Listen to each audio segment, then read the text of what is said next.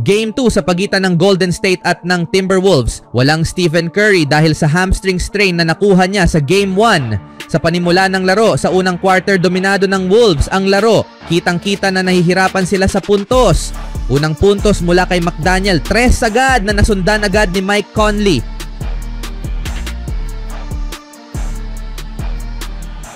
Bago sumunod ang isang easy basket sa alley-oop ni Edwards patungo kay Jaden. Napaaga tuloy ang timeout ni Kerr. Sa pagbabalik nagpatuloy ang Wolves. Randle madali lang sa kanya ang depensa ni Post sa gitna. At si Buddy Hield ang sumunod sa kanyang naging biktima ng nagtagumpay ang atake nito sa paint at may kasama pang foul.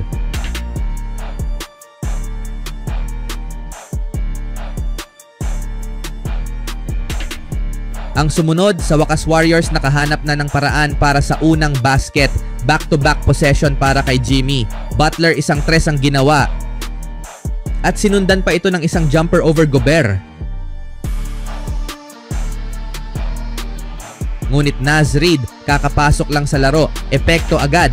Tagumpay ang 3 mula kay Donte. Sa pagkakataon na ito, Kuminga kakailanganin ang opensa. Basket ang jumper sa gitna.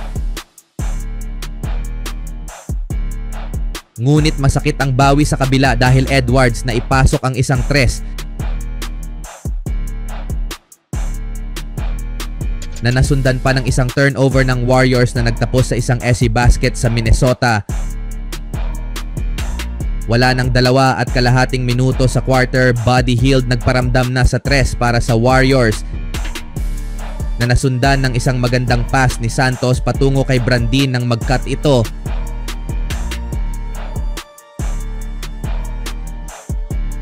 Ngunit madali lang nakabawi si Edwards dito. Butas na butas.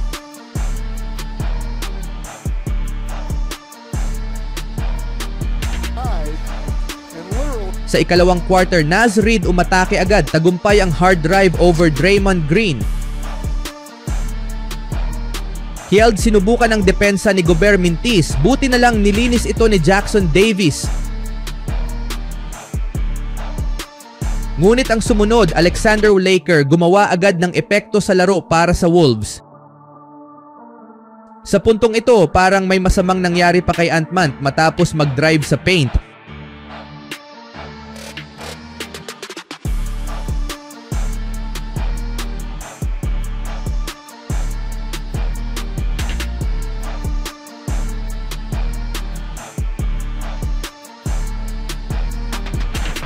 Wala nang 3.5 minuto sa quarter, magandang nahanap ni Butler si Jackson Davis para sa isang easy alley-oop dunk. Ngunit masakit ang bawi sa kabila dahil Donte mga kaibigan nagtagumpay sa 3. Butler pumasok sa loob, nakita si Brandin, nakalusot at tagumpay ang layup. Ngunit McDaniels kinuha ang advantage ng depensa ng Warriors habang hindi pa nakahanda. Sumama pa si Randle na napakahirap pigilan sa ilalim. Kuminga ibinalik ni Kerr sa laro. Easy jumper for JK.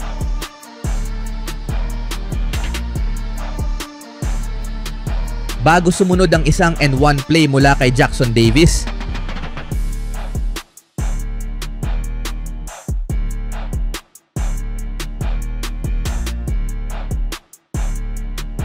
Wala nang 2.5 minuto ang natira. Warriors nakakuha ng steal na nagtapos sa isang goaltending na tawag para kay Hield.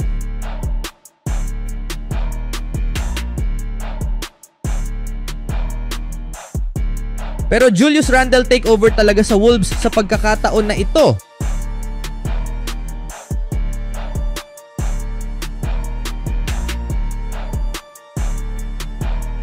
Buti na lang nakahanap ng paraan si Kuminga para makabawi. Pero malala ang bawi sa kabila dahil Donte tagumpay ulit ang 3. Buti na lang JK naging epektibo sa laro na ito. Walang takot na bumawi. At isang tagumpay na jumper sa baseline.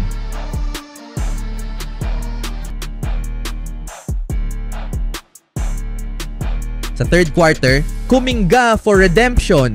Isang slam mula sa baseline ang ginawa. Bago sumunod ang isang tres mula kay Butler, 9 na minuto ang natira. Wala nang 8 minuto ang natira. Naging Kuminga, Hield at Jimmy Show ang laro. Butler walang takot na inatake si Gobert at may kasama pang foul.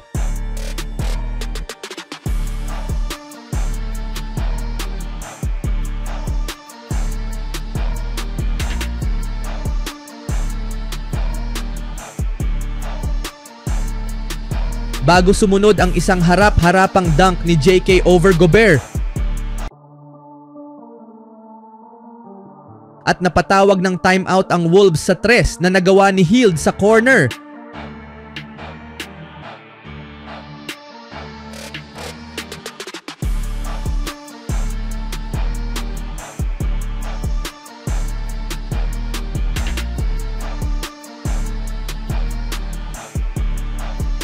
Sa pagbabalik Kuminga, ipinakita kay Kerr na karapat dapat ito sa rotasyon.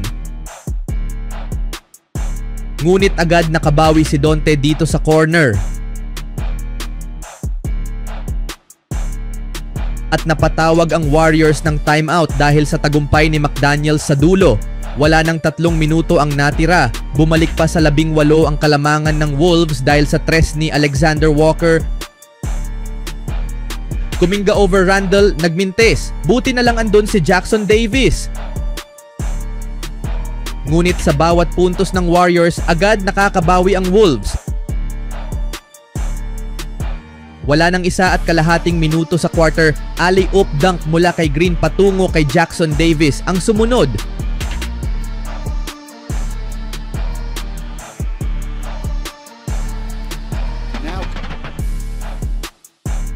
Segundo na lang ang natira, nakahabol pa ng isang dunk itong si Davis.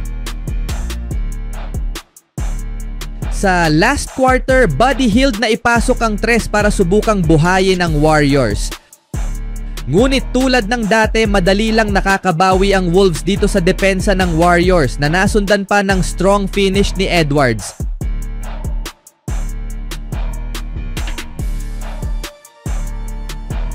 Warriors parang ibinigay na lang ang laro dito. Easy slam para kay Randle sa dulo. Timeout si Kerr.